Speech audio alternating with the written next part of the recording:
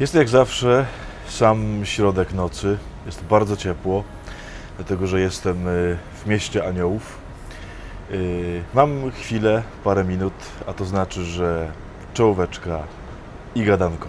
I'm far from home, and I'm not sure where to go.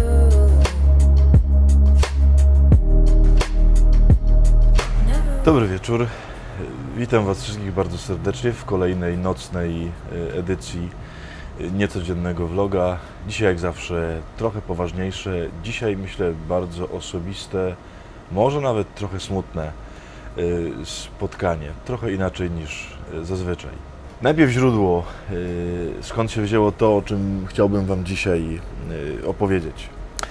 Otóż w tym tygodniu, będąc tutaj w Kalifornii, czytając sobie Ewangelię, między innymi natrafiłem na opis spotkania Pana Jezusa z Marią, z tą Marią, siostrą Marty.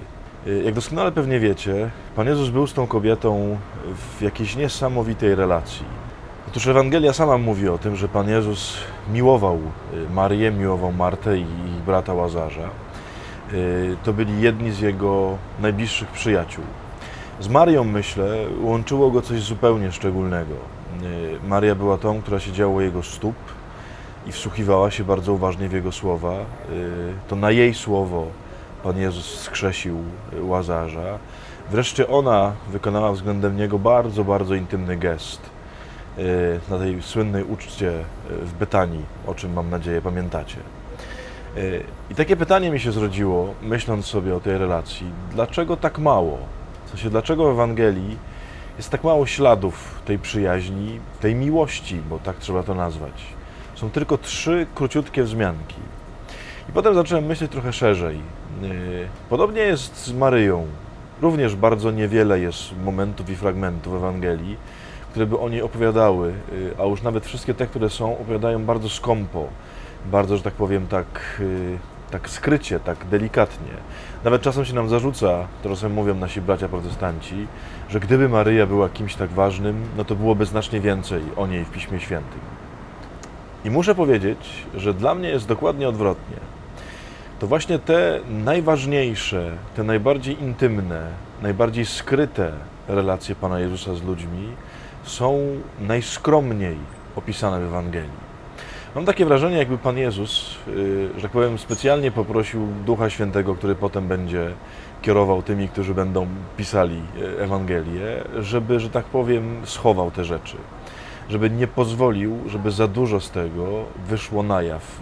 Nie dlatego, żeby Pan Jezus się czegoś wstydził, tylko Pan Jezus doskonale wiedział, co z tym zrobią. Nie wiem, czy wiecie, co zrobili na przykład z taką Marią Magdaleną. No to prawdopodobnie nie jest ta sama co Maria, ale wiecie, co z nią zrobili. Od 2000 lat krążą przecież plotki, że Pan Jezus był w związku z Marią Magdaleną, że miał z nią dziecko, że w ogóle nie umarł na krzyżu, tylko żyli razem długo i szczęśliwie. Pan Jezus jakby doskonale wiedział, co ludzie, co ludzka podłość, ludzkie małe serca czasem potrafią zrobić z takimi relacjami, z taką bliskością.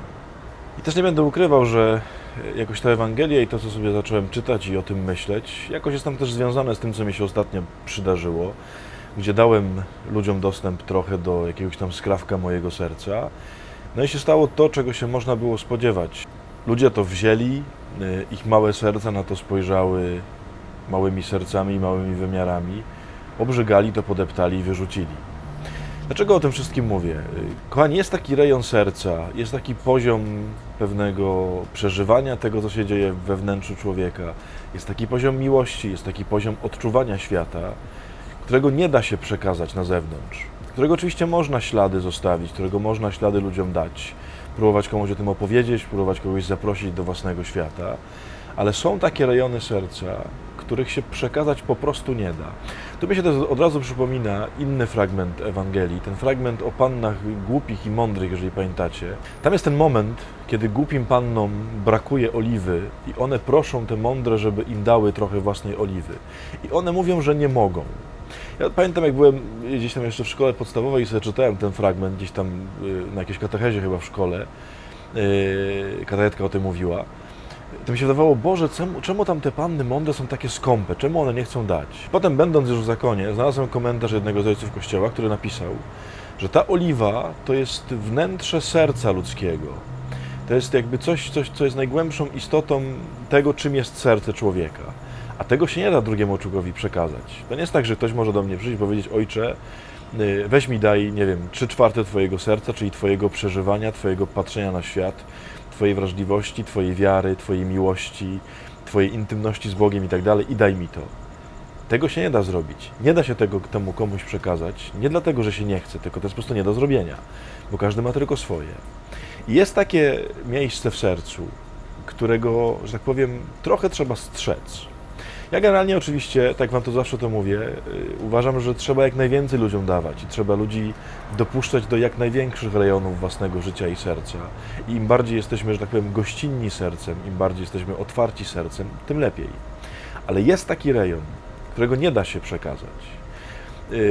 To jest taki rejon, w którym tak naprawdę jesteśmy bezbrzeżnie i skrajnie samotni, dlatego że nikt poza Bogiem, nikt poza Nim, a z Bogiem trochę trudno, to wiadomo, ale nikt poza Bogiem nie ma tam dostępu i nawet jakbyśmy nie wiem co zrobili, chociażbyśmy po prostu 7 poty z siebie wydali, to nie jesteśmy w stanie tam nikogo zaprosić. To jest taki moment w każdym sercu, nawet w najlepszym małżeństwie, gdzie człowiek wie, że ta druga strona, mimo że bardzo kocha, że bardzo chce być w jedności, być w bliskości, to nie jest w stanie tam się dostać. No i dlaczego to mówię?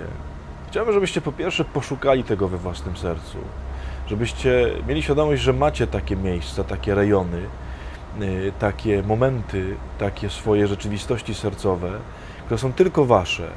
Strzeżcie ich. W sensie, jak mówi Pan Jezus, nie rzucajcie pereł przed świnie, dlatego że wam to świnie podeptają. I czasem oczywiście trzeba to zrobić, tak jak sam Pan Jezus to robił, że rzucał te perły przed świnie. Ale On, zauważcie, tam gdzie właśnie było najintymniej, tam gdzie było najgłębiej, tam gdzie był najbardziej schowany, chociażby na swojej modlitwie, kiedy chodził z Ojcem rozmawiać, no właśnie, to chodził sam, nie dopuszczał tam nikogo. I nie bójcie się tego.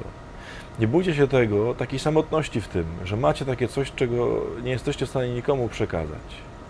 I też z drugiej strony, bo to jest znacznie, myślę, ważniejsze, nauczmy się, że drugi człowiek ma takie rejony i nie właźmy tam z butami.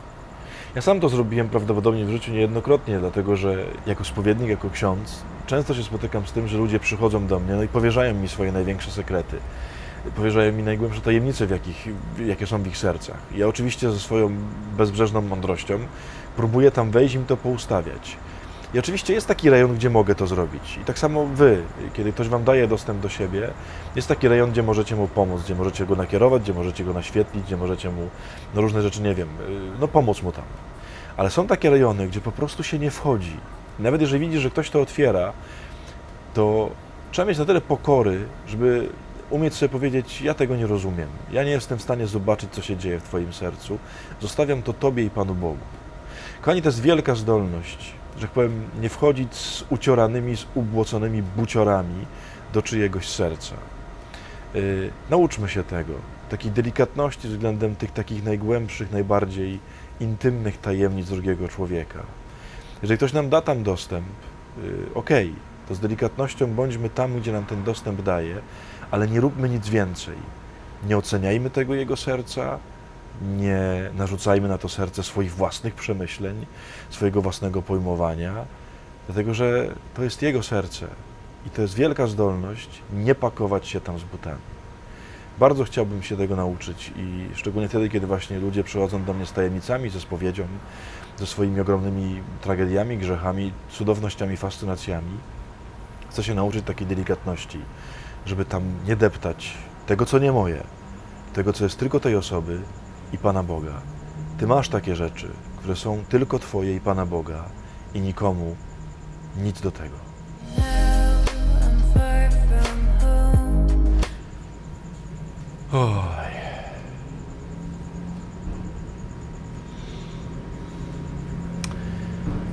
No dobrze. Trzeba by pójść spać.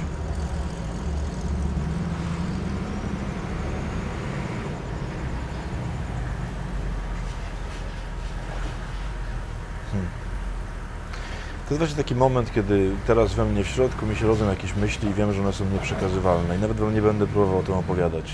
bo to się nie da. Uszanujcie to i zostawcie to. I tak bądźcie z każdym człowiekiem. Uszanujcie i zostawcie jego serce.